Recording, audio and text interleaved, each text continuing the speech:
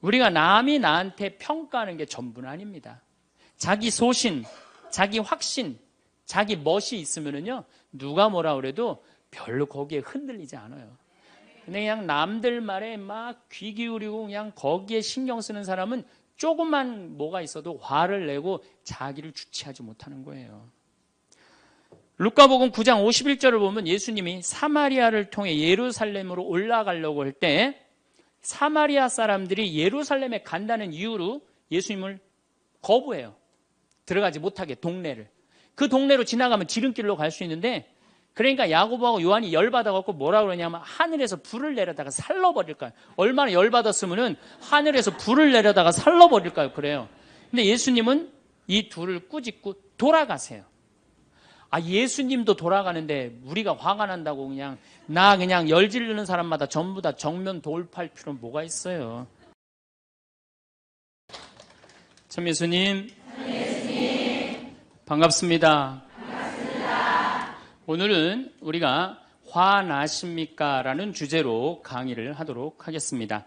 만약에 우리가 인생 살아가면서 이 화만 안 내도 우리 인생이 굉장히 평탄할 것 같아요. 근데 가끔 잘 참다가도 그냥 갑자기 한번 화가 나면은 막 모든 게 막 뒤죽박죽 되시지 않으세요? 저는 이 한국 사회를 보면은 화로 꽉 찬 것 같아. 며칠 전에 그 지하철 2호선에서 할머니 한 분이 손자 같은 그 딸을, 손녀 같은 아이를 머리채를 막 힘도 얼마나 좋으신지 그냥 막 하는 모습을 보면서 아, 정말 우리나라에 화가 꽉 차 있구나. 우리 인생을 살아가면서 분노를 억제하지 못하고 돌이킬 수 없는 잘못을 저지를 때가 참 많아요. 홧김에 어떨 때는 부모도 죽여요.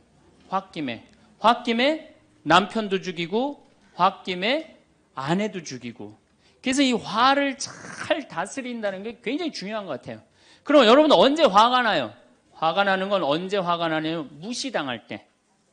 남편이 시댁 식구들 앞에서 아니면 성당 모임에서 아, 우리 마누라는 할 줄 아는 게 아무것도 없다. 얼굴이 잘생겼나, 음식을 잘하나, 성격이 좋으나 마음에 드는 게 하나 없다고 정말로 남편이 구박하면은 정말로 속에서 부글부글 끓죠. 예, 내가 누구한테, 남편뿐만 아니라 다른 사람한테 내가 무시당할 때 우리는 화가 나요. 여기서 분노가 끌어올리죠. 또 남편들은 또 언제 화가 나요? 이 세상에서 아내한테 구박받을처럼 화날 때가 없는 거예요. 당신 월급이 얼마냐? 우리 뭐 먹고 사냐? 누구 남편은 마누라 밍크코트 해줬대더라. 막 이러면은 남편도 막 홧김에 눈이 확 돌아가는 거죠. 여러분들도 남편, 아내 말고 또 누구한테 화날 때, 누구한테 무시당할 때 화가 나느냐면은 자식한테 무시당할 때 화나는 거예요. 더욱이 기가 막힌 거는 5살, 6살짜리한테 무시당하면요, 막 끌어올라요. 여러분들, 5살, 6살짜리가 막 엄마 말 안 듣고 살살 거짓말 시키면 화나요, 안 나요? 뻔히 이놈이 거짓말 하는 거 아는데도 살살 거짓말 시키면 엄마는 막 화가 나요. 그래갖고 엄마가 막 자백하라고 그러죠. 너 이게 거짓말 아니냐고. 그럼 애는 끝까지 감춰요. 그럼 엄마는 그거 감추는 게 화가 나갖고 애를 막 두들겨 패죠.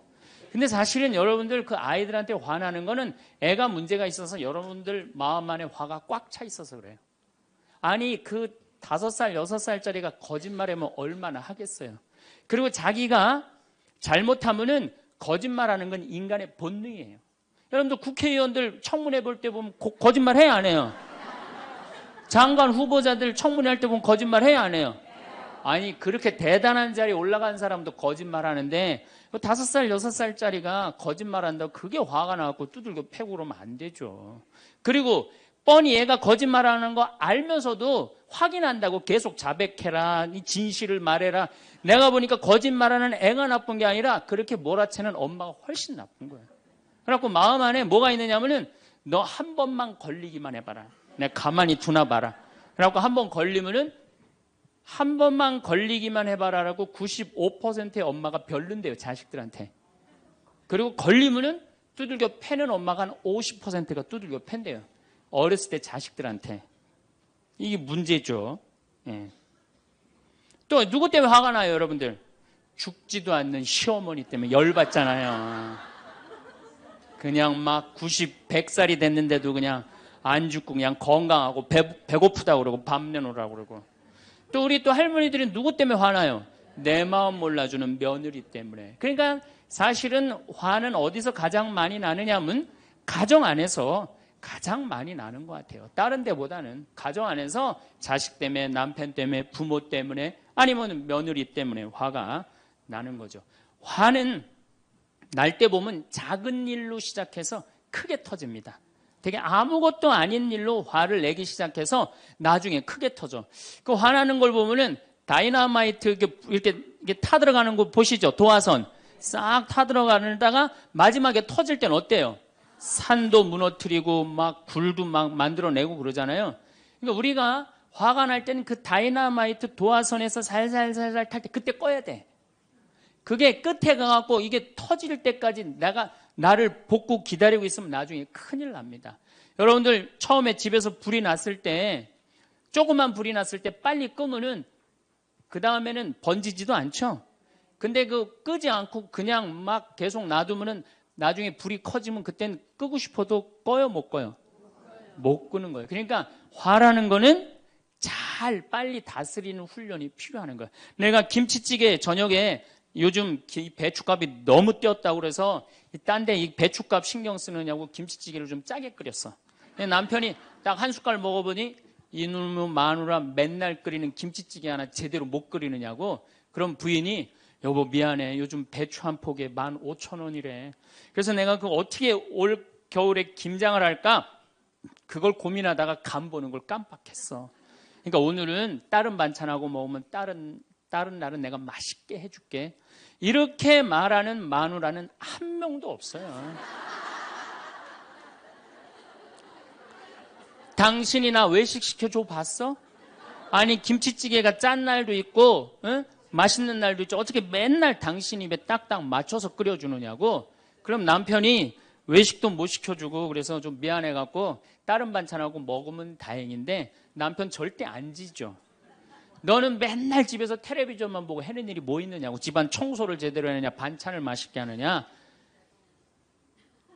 그러면은 부인이 당신이 나 옷 하나 제대로 안 사주고 그래서 나 텔레비전에서 그거 내 아이 쇼핑 하는 거다. 그럼 또 남편이 넌 시집 올 때 해갖고 온 게 뭐가 있는데. 이러면은 점점 김치찌개로 시작해서 부부 능력 시집 올 때까지, 그리고 이제 나중에는 이렇게 사느니 너 죽고 나 죽자. 그래갖고 여러분들 뉴스 보도를 보면요, 자세히 보면요, 이런 뉴스가 굉장히 많이 나요. 아파트 15층에 느닷없이 14층에서 불이 나요. 그래갖고 소방관들이 와서 불을 끄고 주위 사람들 증언을 들어보면은 밤새 고함 소리가 오고 가고 난 뒤 불길이 치솟았다. 그러니까 이 홧김에 이렇게 사느니 너 죽고 나 죽자. 그래서 이불 방 한가운데다 갖다 놓고 석유 뿌리고 그리고 불 지르는 게 방화의 14%래요. 홧김에 지르는 불이 14%래요. 그 다음에 이 화라는 단어를 보면 불화자야. 여러분들 화가 나면 막 불이 나는 거야, 속에서. 이거를 다스리지 못하고 이거를 끄지 못하면은 우리가 점점 크게. 근데 화는 내면 낼수록 문제가 해결될까요? 문제가 꼬일까요? 화는 내면 낼수록 문제가 꼬여요. 제가 20년 전에 제가 알던 분 시동생이야. 이 양반이 굉장히 다혈질이었어요. 성탄절 전날 불법 유턴을 하다가 걸렸어요. 걸려갖고 정경이 딱 잡아갖고 불법 유턴했습니다. 벌점 15점에 벌금 7만 원입니다. 나는 안 했다. 내가 분명히 봤습니다. 이놈의 새끼 안 했다는데 왜 자꾸 그러느냐? 너 경찰서장이 누구냐? 누굽니다. 그래 마침 친구였나 봐요. 내 친구인데 너 가만히 안 놔두겠다고 귀싸대기를 때렸어요. 정경 귀싸대기를. 그랬더니 정경이 가만히 있어요. 공무집행방해로 철창에 집어넣어버렸어요. 그래서 거기서 길길이 뛰다가 그 자리에서 뇌출혈로 죽었어요. 불법 유턴한 거 하나 때문에. 근데 우리는 그런 일들 참 많아. 옛날에도 공중전화 오래 한다고 그런 사건도 있었죠. 그냥 아무것도 아닌데 그냥 조금만 한 번만 내가 이 고개를 숙이면 되는데. 저도 강의 다니느냐고 멀리 강의 갈 때 시간은 다가오고 차는 막히고 그러면 제가 불법 유턴도 많이 하고 빨간불일 때 건너도 많이 가요. 정말로. 왜냐하면 나를 기다리는 분이 보통 500명, 1000명인 경우가 많잖아요. 서울 올 때가 제일 그럴 때가 많아요. 딱 걸리면은 저는 딱 문 내리고 로만 칼라 딱 보여주면서 제가 뭐라고 그러냐면 정말 미안하다. 내가 불법 유턴한 거, 내가 신호 어긴 거 인정한다. 그렇지만 내가 강의가 있어서 그러니까 좀 잘 좀 봐줘라.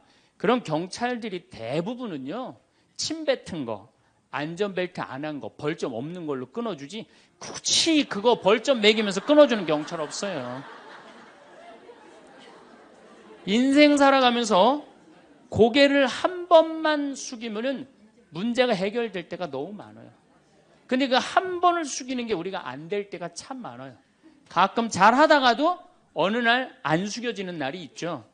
그거를 숙이는 것을 훈련이 된 사람이 성숙한 사람이에요. 그 사람이 정말로 어디다 내놔도 그 사람 문제 없이 살 사람이에요. 화날 때마다 그냥 막 집어 던지고 막 그러는 사람 주위에 친구 하나도 없어지죠. 또 우리가 언제 화가 나요? 식구 가운데 자기만 손해보고 희생한다고 생각할 때 화나요? 안 나요? 오빠는 대학 보내고 나는 고등학교밖에 안 보냈어. 그럼 부모님한테 막 화가 나요? 안 나요? 나죠? 성당에서도 화날 때가 언제예요? 나는 성모에서 맨날 부엌에서 그냥 겉절이 김치 담그고 그냥 맨날 하는데 그냥 반찬 다 만들어갖고 내놓으면은 생전 성당에도 안 보이던 여자가 그냥 싹 여우같이 차려입고 와갖고 그거 딱 차려놓은 거 딱 들고 신부님 앞에 딱 가서 거기서 그냥 헤거리고 그거 주워 먹어본 거 보면은 이 식당에서 나는 그냥 완전히 그냥 식순이로 그냥 하다가 그냥 그거 보면 화나요? 안 나요? 나죠? 내가 손해본다고 생각할 때 화가 나는 거예요. 성당 공동체에서 제일 미치는 건 뭐냐 하면은 누군가 자기를 비난하고 다니고 있어. 근데 그 사람이 누군지를 모르겠어. 나를 두고 분명 욕을 하는데 그럴 때 화가 나요? 안 나요? 날 때 많죠. 열받는 분 계신가 보다. 내가 시집 가서 내 시동생 어버 키우고 대학 보내고 장가 보내고 시누이도 그렇게 시집 다 내보냈어. 그래갖고 정말로 똥구멍이 찢어지게 가난한 집에 이 집에 와갖고 정말 다 이렇게 하고 다 먹고 살 만큼 해놨어. 그런데 환갑이 됐어. 그래갖고 야 내가 시집 와갖고 그렇게 잘해줬는데 내 환갑 때 다이아 반지를 해갖고 올 것이냐 유럽 여행 티켓을 갖고 오실 것이냐 기다리고 있는데 시동생 시누이들이 딱 환갑 때 왔는데 10만 원 봉투에 딱 넣어갖고 왔어. 그거 보면 열받아요? 열 안 받아요? 열 무지하게 받죠. 그래갖고 내가 너희들하고 인간관계를 갖나 봐라. 그리고 인간관계 끊고 사는 사람들도 많아요. 해준 게 돌아오지 않을 때. 그렇죠? 내가 잘해줬는데 돌아오지 않을 때. 근데 우리 살아가면서 여러분들 이제까지 은혜 받은 만큼 다른 사람한테 은혜 갚으셨어요? 저는 신부 되기까지 많은 신부님들, 많은 수녀님들, 많은 교우들이 저를 도와줬어요. 근데 신부 돼갖고 일일이 그분들한테 쫓아다니면서 다 감사했는가? 생각해보니까 다 하지 못했더라고요. 나도 다 감사하지 못했는데 내가 그 감사를 받지 못한다고 화낼 필요는 없지 않는가 그런 생각이 들어요. 제가 신학교 다닐 때 우리 학장 신부님이 돌아가신 배문환 신부님이 영성훈화 할 때 아주 이해하지 못하는 훈화를 꼭 하셨어요. 여러분들은 본당 신부가 돼갖고 교우의 40%만 지지를 받아도 여러분들은 성공하는 신부입니다. 근데 전 신학생 때 이해가 안 갔어요. 신학생 때 왜 이해가 안 갔느냐 하면은 내가 신학생 때 인기가 얼마나 좋았느냐 하면은 막 방학 때 가면은 주일학교 애들이 막 매달려갖고 길을 못 갔어요. 지금이야 뭐 이상한 세상이 돼갖고 그러지 못하지만은 25년 전만 해도 애들이 신학생들을 얼마나 매달리고 좋아했어요. 초등학교 애들이. 중고등학교 애들은 내가 방학 끝나고 신학교 돌아가면은 애인 군대 보내는 것처럼 그렇게 섭섭하고 편지 보낸다고 그러고 학사님 보고 싶다고 그러고 본당에서 아줌마들은 나보면 죽어 좋아서 그런데 신부가 돼갖고 교우의 40%가 나를 지지해주지 않는다? 신학생 때도 인기가 이 정도라면 본당 신부 돼갖고 인기가 더 높을 거 아니에요. 그래서 신학교 그 영성 문화를 이해를 못했어요. 근데 막상 제가 신부가 되고 보니 교우의 40% 지지받는 거는요, 하늘의 별 따기보다도 어렵더라고요. 왜냐하면은 우리나라 지금 통계적으로 미사 참여율이 25% 나와요. 그러니까 정말로 그 신부님이 지지받는 신부님이다. 제대로 40% 지지받는 신부님이다. 그러면은 교우의 40%는 미사 참여율 나와야 될 거 아니에요. 그러니까 교우가 1000명이라면 400명은 나와야 될 거 아니에요. 2000명이라면 800명이라면 나와야 되는데 2000명 중에 800명 나오는 본당은 없어요. 2000명이라면 한 500명 정도, 600명 정도 나와요. 많이 나와요. 우리나라 평균적으로. 그러니까 40% 지지받는다는 게 어려워. 예수님은 나 환자 10명 고쳐줬는데 몇 명 돌아왔죠? 1명 돌아왔어요. 그러니까 여러분들 주위에 있는 사람들 10명한테 잘해줬어. 10명한테 잘해줬는데 9명이 돌아오지 않는다고 해서 섭섭할 필요가 없다는 얘기죠. 그 1명이라도 돌아오면은 다행인 거예요. 그러니까 모든 사람들한테 인정받는 일이 쉬운 일이 아니다. 많은 사람들 화나는 경우가 어떤 경우가 여러분들 화가 많으냐면 자기가 완전한 사람이라고 생각할 때, 자기 판단이 옳다고 생각할 때, 그걸 옳다고 믿을 때 화가 나요. 많은 분들이 어떤 경우가 있느냐면은 내가 관상 좀 볼 줄 아는데 그 사람 틀렸어. 아니면 내가 관상 좀 볼 줄 아는데 그 사람 진짜 괜찮은 사람이야. 이 중에 관상 못 보는 사람 어디 있어? 50년, 60년 살으면은 딱 보면 다 알지. 그렇죠? 그런데 그게 맞는 경우도 있고 틀리는 경우도 참 많아요. 근데 우리는 어떤 착각을 갖고 있냐면 내가 적어도 판단하는 건 맞다고 생각해요. 다 여기 저를 포함해서 여러분들 모두가 그런 생각을 해요. 근데 그게 허물어졌을 때 화가 나는 거예요. 그게 허물어졌을 때. 제가 지난달에 뉴욕에 강의를 갔었어요. 퀸즈 성당이라는 데서 강의를 했는데 교우들이 진짜 많이 나왔어요. 정말로 꽉 찼어요. 강의를 하는데 정말로 반응이 아주 좋더라고요. 이 강의가 끝나고 이제 본당 신부님하고 사제관을 올라가는데 따라오는데 이게 한국 사람이 안 따라오고 미국 여자가 따라오는 거예요.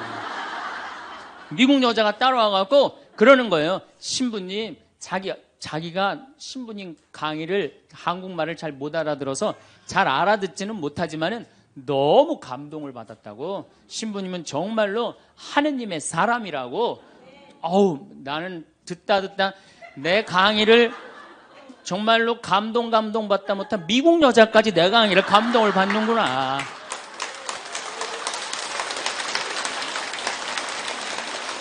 그래갖고 기분이 너무 좋아갖고 이제 그 여자하고 얘기를 하고 있는데 본당 신부님이 자꾸 나를 끄는 거예요. 사정안에 빨리 가자고.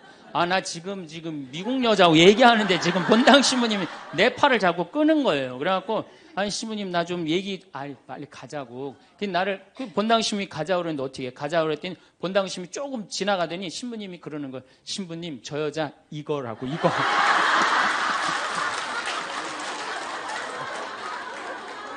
한국에서 강의만 오면은 강의 오는 신부님한테 쫓아다니면서 저런다고. 난 내가 강의 잘해갖고 그런 줄 알았더니 쫓아와갖고 그냥. 내가 성당 봉사한다고 해서 모두가 나를 알아봐 줄 거라고 착각해서는 안 됩니다. 성당에서 열심히 봉사하는 우리 형제 자매님들 가운데 요셉 형제 없으면 우리 성당 쓰러져. 마리아 자매님 없으면 우리 성모에 없어져. 우리 데레사 자매 없으면 성가대 없어져. 그 말 믿지 마세요. 없어져도 성당 잘 돌아가요. 성가대에서 데레사 자매 빠져도 오히려 더 잘 돼. 그러니까 내가 그렇게 대단한 인정을 받는다고, 내가 그런 자리에 차지한다고 생각하는 그때부터 내가 불행해지기 시작하는 거예요. 제가 늘 가끔 드리는 말씀이지만은 제가 작년 5월 달에 서울 오금동 성당에 강의 갔어요. 강의를 갔는데 그때도 막 많이 모였어요. 여러분들만큼. 그때는 베드로 얘기를 했어요. 베드로가 여러분들 굉장한 분이에요. 만약에 예수님한테 베드로가 없었다면 예수님이 없을 정도로 베드로는 예수님한테 절대적인 존재였어요. 막 그런 얘기를 막 하고 막 그러는데 교우들이 반응이 대단히 좋았어요.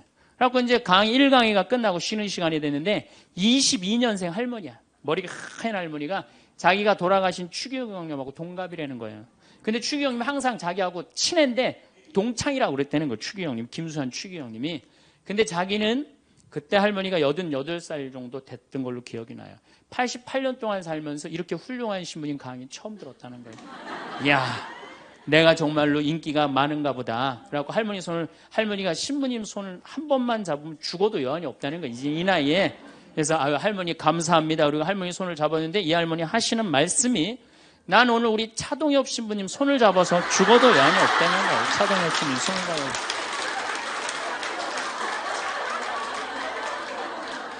그래서 제가 그랬죠. 할머니, 저는 차동엽 신부가 아닙니다. 저는 황창현 신부입니다. 그렇게 분명히 말씀을 드렸는데 이 할머니는 황창현이라는 사람 알지도 못하는 거예요. 그래갖고 또 뭐 상담하고 싶다는 분들이 있어서 상담을 쭉 하고 있는데 저쪽에 있는 할머니가 안 가고 기다리고 계시더라고요. 사람들이 다 떠나는데 할머니가 또 오셨어요. 이 유명한 신부님 손 한번, 우리 차동엽 신부님 손 한번 더 잡아보자고.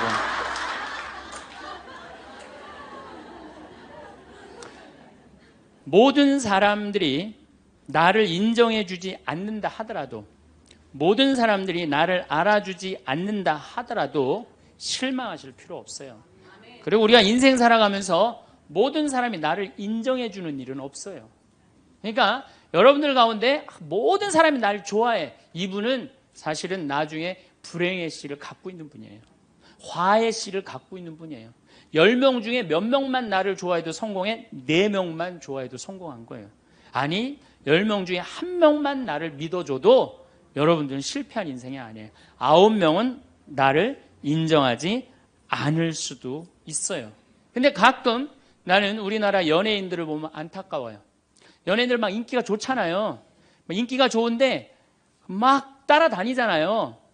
막 따라다니는데 그 연예인들 따라다니는 사람들을 보면은 많이 따라다녀 500명, 1000명이야. 그러면은 국민의 5천만 명의 국민 중에 1000명 따라다니는데 그 1000명 속에서 자기가 인기가 완전히 있는 줄 아는 거예요. 완전히 그 1000명 속에서 파묻혀갖고 4999만 9천명은 그 사람이 누군지도 모를 수 있어요. 그렇지 않아요? 여러분들 요즘 연예인들 막 때로 나와갖고 뛰어다니고 막 춤추는 거 보면 구분돼요, 안 돼요? 난 아무리 알아보려고 그래도 나도 이제 늙어가기 시작하니까 이게 누가 누군지 모르겠더라고요. 나하고 그 사람들하고 아무 상관없어. 그러나 연예인들은 그런 생각을 안 해요. 자기가 모든 사람들한테 인기가 있다고 착각을 해요. 그런데 갑자기 댓글에 그게 노래냐, 그게 춤이냐, 그게 연기냐, 이런 악성 댓글이 올라오면 그때부터 미치는 거예요. 그래갖고 그 악성 댓글을 올려봤자 내가 보기에는 정신 나간 사람이 올리거나 아니면은 자기 마음에 안 드는 사람 올리는데 많이 올려야 50명, 100명도 안 올릴 거예요. 자기를 좋아하는 연예인들은, 일반 대중들은 보통 한 5,000명, 10,000명 되면은 그런 악성 댓글을 올리는 사람은 10명, 20명도 안 될 거예요. 근데 그거에 스트레스를 받아갖고 목매갖고 자살하는 연예인들이 참 많아요. 그럴 필요 없다는 거예요. 최진실 씨가 세상 떠난 지 벌써 이제 2년 됩니다. 참 안타까운 연예인이에요. 나는 최진실 씨하고 나이하고 비슷한 연배. 우리 어렸을 땐 인기 최고였어요. 정말로. 정말 앞으로도 더 연예 활동을 했으면 우리한테 큰 기쁨을 줬을 거야. 근데 최진실 씨를 좋아하는 사람은 국민이 나를 포함해서 한 3천만 명은 될 거예요. 근데 최진실 씨가 세상 떠날 때 악성 댓글을 한 사람 4사람밖에 안 돼요. 너무너무 안타깝죠. 그러니까 우리가 살아가면서 여러분들도 여러분들한테 막 나쁜 소리를 하는 사람은 한둘이야. 근데 그 한둘도 내가 보기엔 제정신 가진 사람은 아니다.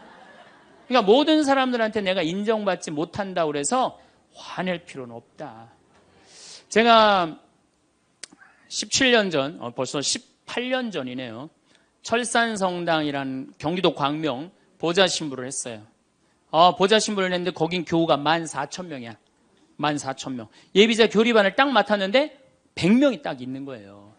새로 신부는 됐지. 그냥 교리 교환을 신학교 때 얼마나 공부를 열심히 하고 준비를 열심히 했어요. 100명이 있으니까 기분이 너무 좋더라고요. 그래서 그냥 교리를 그냥 얼마나 열심히 했는지 몰라요. 근데 한 달이 지났는데 늘어나도 전찬을 판국에 아니 이게 줄어들기 시작하는 거예요. 90명으로 줄어드는 거예요. 2달이 지났는데 80명으로 줄어드는 거예요.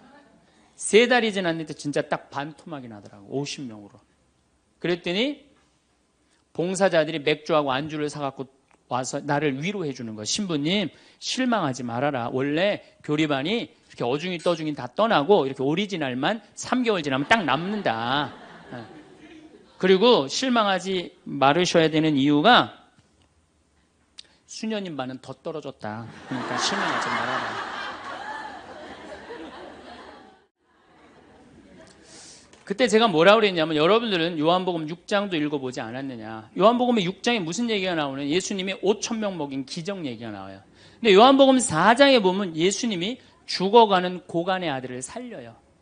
예수님 활동하자마자 첫 기적은 요한복음에서 첫 기적은 가나에 술 많게 하는 기적이고 두 번째 기적이 뭐냐면은 죽어가는 고간의 아들을 살리는 거예요. 그럼 죽어가는 고간의 아들을 여러분들 본당 신부가 새로 발령받아 와서 내 아들이 암으로 막 죽어가. 근데 신부님이 가정방문 와갖고 내가 안수기도 한번 해볼게. 그래갖고 안수기도를 해줬는데 암으로 막 죽어가려고 그러는 아들이 살아났어. 그럼 그 신부님 인기가 본당에서 어떨 것 같아요? 성당 안 나오던 교우들도 그 신부님 구경하러 다 나올 거 미사 참례. 예수님 엄청나게 따라다녔어요.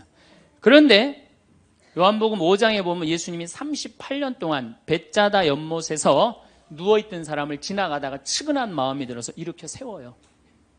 근데 신부님 우리 시어머니는 중풍으로 38년 동안 누워있었다고. 그럼 내가 또 한번 안수기도 해볼게. 가서 안수기도 했는데 시어머니가 38년 만에 일어났어. 그럼 본당 신부님 인기는 하늘을 찌르는 게 아니라 하늘을 뚫고 올라갈 거예요. 그 정도로 예수님 인기가 그렇게 좋았어요. 그래갖고 이 사람들이 예루살렘에서 예수님이 그런 기적을 하셨는데 예수님을 갈릴레아 호수까지 몇 명이 따라가느냐 하면 5,000명이 따라갑니다. 자기네들 스스로 제자라고 그러면서 5,000명이 따라가요. 5,000명이 따라가는데 보니까 3일 동안 이 사람이 밥을 못 먹어. 그러니까 예수님이 빵 5개, 물고기 2마리로 5,000명을 먹여요.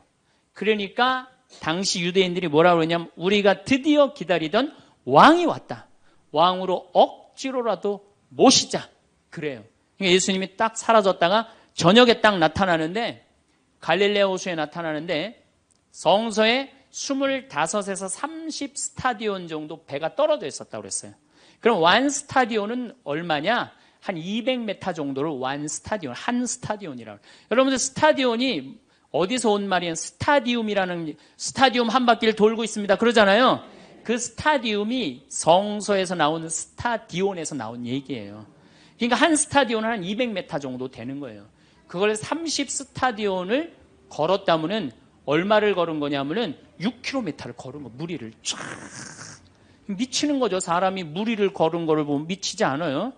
만약에 여러분들 내가 강의한다고 저 뒤에서 걸어서 안 들어오고 공중부양으로 떠서 쫙 들어온다고 생각을 해봐. 강의할 필요 있어요, 없어요? 잠깐 떴다가 그냥 쫙 나가면 그걸로 끝이지. 그러니까 당시의 유대인들은 예수님한테 완전히 반한 거예요. 근데 다음날 예수님이 이상한 말을 해요. 참으로 확 끼얹어요. 내가 진실로 진실로 너희에게 말한다. 너희가 사람의 아들의 살을 먹지 않고 그의 피를 마시지 않으면 너희는 생명을 얻지 못한다. 그러나 내 살을 먹고 내 피를 마시는 사람은 영원한 생명을 얻고 나도 마지막 날에 그를 다시 살릴 것이다. 내 살은 참된 양식이고 내 피는 참된 음료다. 군중들이 눈이 동그래요. 여러분들은 살 먹고 피 먹는 얘기 하도 많이 들어서 안 이상하죠? 그런데 다른 종교인들이 우린 예수님 살 먹어, 예수님 피 마셔. 그러면은 어떻게 생각할 것 같아요? 식인종 아니면 드라큘라 둘 중에 하나예요. 예수님 피 먹는 거면.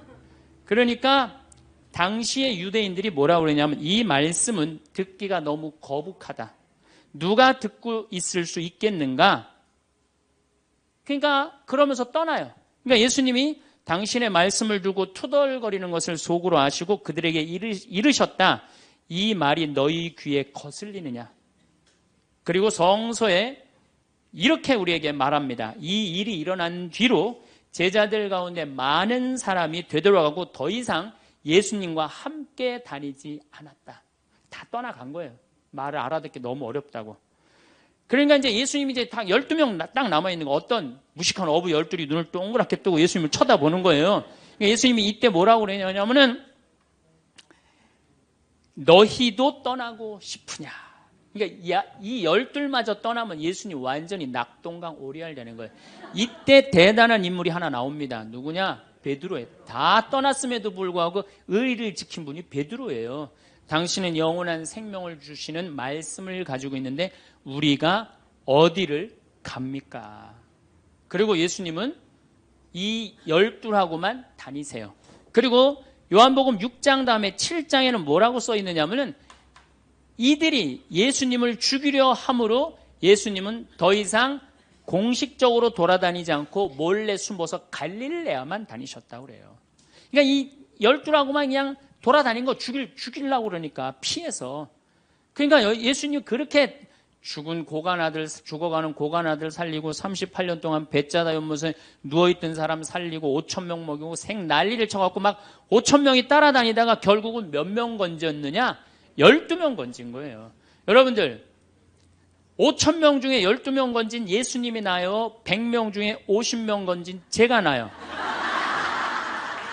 누가 나요? 내가 낫지 않아요? 아니 내가 예수님보다 나은데 뭐 그 예비 교우 50명 떨어졌다고 실망할 게 뭐 있어.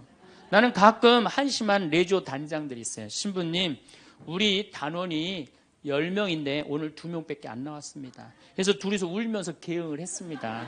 우리 레지오 해체해야 될까 봅니다. 이렇게 오는 단장이 있는데 한심한 단장이죠. 10명 중에 2명 나왔다 그러면 20% 지지받는 단장이야. 자, 5,000명 중에 12명 남긴 예수님이 나요? 10명 중에 2명 나온 단장이 나요? 누가 나? 단장이 훨씬 나은 거예요. 또 요즘 우리나라 구역 반모임 활성화를 위해서 굉장히 많이 노력하죠. 근데 많은 경우 반장님들, 구역장님들이 실망해요. 우리 구역이 10세대인데 3세대밖에 안 나온다. 4세대밖에 안 나온다. 이렇게 실망하는 분들이 굉장히 많아요. 그러면은 10세대 중에 3세대나 4세대 나오면은 이건 본당 신부보다 난 사람이에요. 예수님보다는 뭐 더 난 사람이고 실망할 필요가 뭐 있어. 예수님 뭐라고 그러냐면 너희 중에 단 2-3 사람만 모여도 내가 그곳에 함께 있겠다. 그러면 됐지 뭐 이렇게 욕심이 많아요. 그러니까 여러분들 모든 사람들한테 인정받는 건 쉬운 일이 아니고 인정받으려고 할 때 우리 인생이 피곤해지고 화가 난다 이거예요. 제가 2년 전에 평화방송에 강의를 한 2달 정도 했어요. 많이 한 것도 아니에요. 2달. 그런데 정말로 인기가 대단하더라고. 막 전화가 얼마나 오는지. 특히 천주교 교우들은 의외로 전화를 안 하더라고. 개신교 성도들이 얼마나 전화를 많이 하는지 몰라요. 신부님 너무너무 설교 좋다고. 천주교 교우들은 왜 전화하느냐 하면은 천주교 교우들은 원래 입이 무겁잖아요.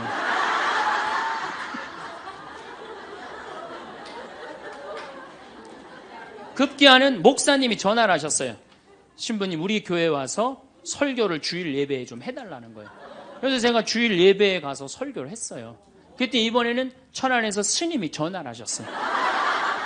우리 절에 와서 설법을 해달라고.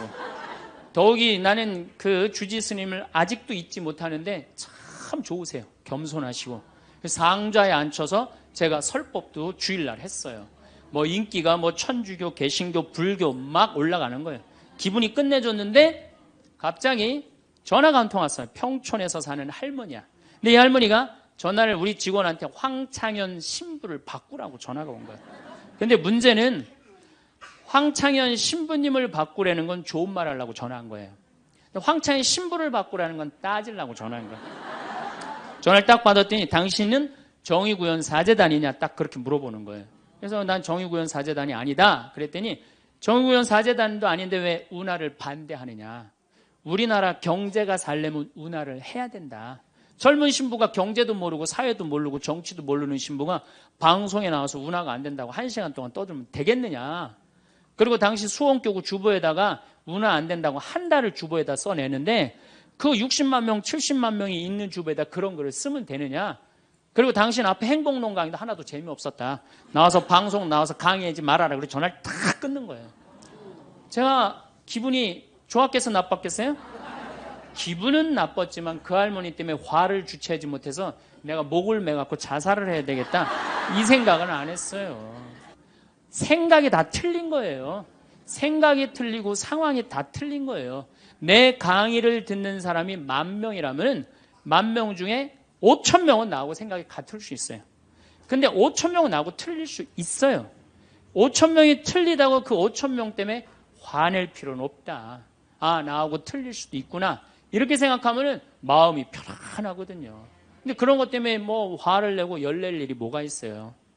또 한 번은 내가 노인에 대한 강의를 했어요. 우리 이제 안 죽는다. 우리 이제 100살까지 산다.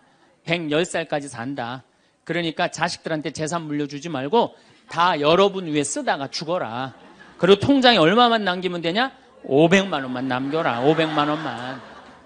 그렇게 마음껏 쓰다가 죽을 때는 돌아다니다 지치면은 그냥 죽을 땐 꼴까닥 죽어라. 네, 이렇게 강의를 했더니 정말로 할머니들이 이번에는 전화를 무지하게 하는 거예요. 너무너무 내 노년을 확실히 알려줘서 고맙다고. 이번엔 순천에 있는 할아버지가 전화를 하셔서, 신부님, 저는 70 먹은 노인인데 침례 교회를 다닙니다. 근데 신부님 강론을 듣고 가슴이 뻥 뚫렸다는 거예요.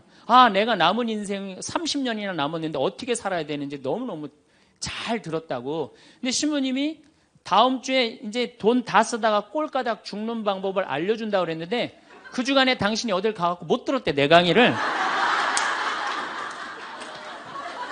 그래갖고 꼴까닥 죽는 방법을 알려달라고 전화를 했더라. 야, 정말로 순천의 할아버지도 나한테 전화를, 기분이 너무너무 좋더라고요. 근데 하느님은 참 짓궂게도 그 전화 끊자마자 이번에는 저 부산에서 전화가 왔어요. 황창현 신부를 바꾸라고. 전화를 딱 받았더니, 당신이 황창현 신부냐고. 내가 황창현 신부라. 당신 요즘 왜 그런 강의를 방송에서 나와서 해서 집안을 평지 풍파를 일으키는 거야. 그러니까 내 강의를 듣고, 시어머니일 거예요. 시어머니가 내 강의를 듣고 며느리를 불러서 한 소리 한 거지. 나 안 죽는데더라. 너 나 다 나 위해서 쓰다가 나 통장에 500만 원만 남길 테니까 나한테 유산 받을 생각 꿈도 꾸지 말아라. 그렇게 이제 얘기를 한 거야. 그러니까 그냥 열받으니까 나한테 전화를 한 거죠. 그런 강의 하지 말라고. 그리고 그 자매는 한마디 더 하더라고요. 당신 강의하는 거 재수 없다고 그랬죠.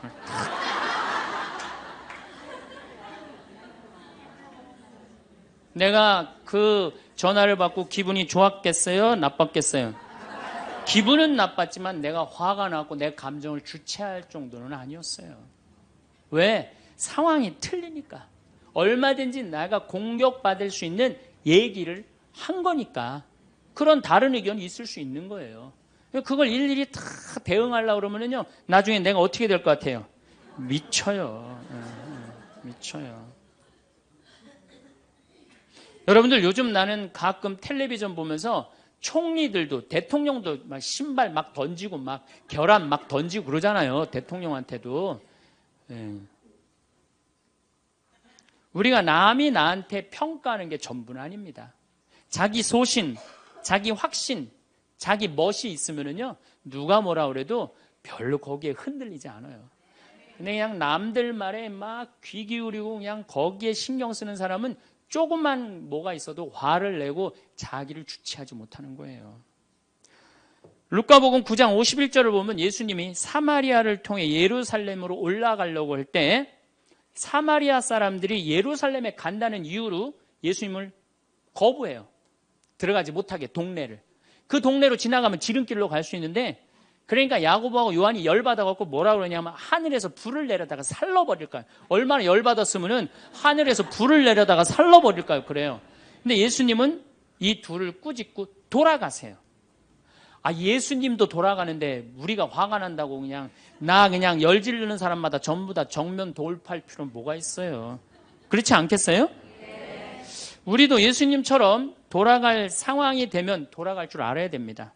세상 사람들이 다 나를 몰라준다 해도 화낼 일도 아니에요. 공자님은 뭐라고 그러셨느냐?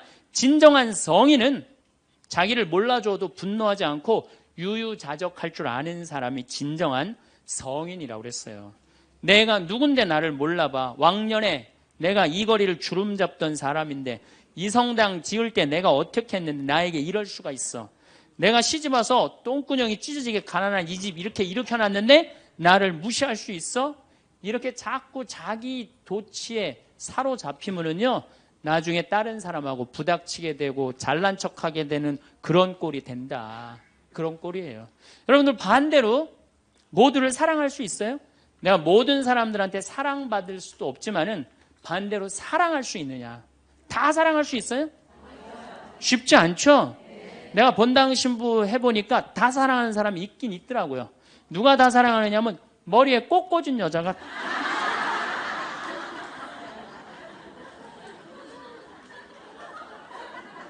이게 모두를 사랑한다는 게 쉬운 게 아니에요. 근데 우리는 뭐에 지금 쇠뇌가 되어 있느냐면 성당에 나오면 어떻게 해야 된다고 생각해요?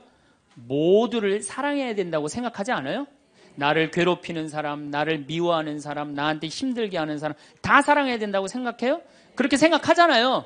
그리고 은연중에 그런 교육을 받았어요. 은연중에. 근데 성서에 모두를 사랑하라는 구절은 없어요. 서로 사랑하라고 그랬지 모두를 사랑하라고 하는 구절은 없어요.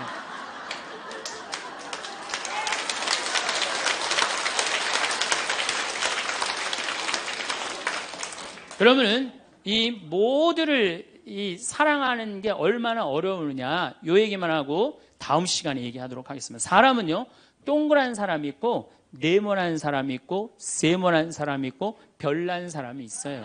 그렇죠? 근데 꼭 사람 중에 삐죽한 사람이 있어요. 삐죽한 사람. 말 한마디라도 꼭 아프게 하는 사람이 있어요. 그래갖고 내가 이제 마음 먹고 파마를 싹 했단 말이야. 마음 먹고. 그래갖고 이 동그란 사람이 파마를 딱 했는데 삐죽한 놈이 딱 와서 한마디 합니다. 파마를 왜 그렇게 했어? 얼굴이 떡판 같아 보이잖아. 그럼 이 동그란 사람 피가 뚝뚝 떨어져요? 안 떨어져요? 뚝뚝 떨어지는데 동그란 사람 특징은 뭐냐? 남한테 싫은 소리 하면 안 되는 줄 알고 있는 거예요. 그러니까 동그란 사람이 그렇게 내 가슴에 피가 떨어지면 한마디 해줘야 될 거 아니에요. 내가 떡판이든 뭐든 네가 무슨 상관이냐 이렇게 얘기를 해야 되는데 동그란 사람은 파마를 왜 그렇게 해서 얼굴이 떡판 같잖아. 그러면 동그란 사람이 뭐라고 그러냐면 그러게 해다 보니 그렇게 됐네. 그리고 어디 가서 울기 시작하냐면 성당에 가서 울기 시작하는 거예요. 예수님 저 삐죽한 여자가 나보러 떡판이래요.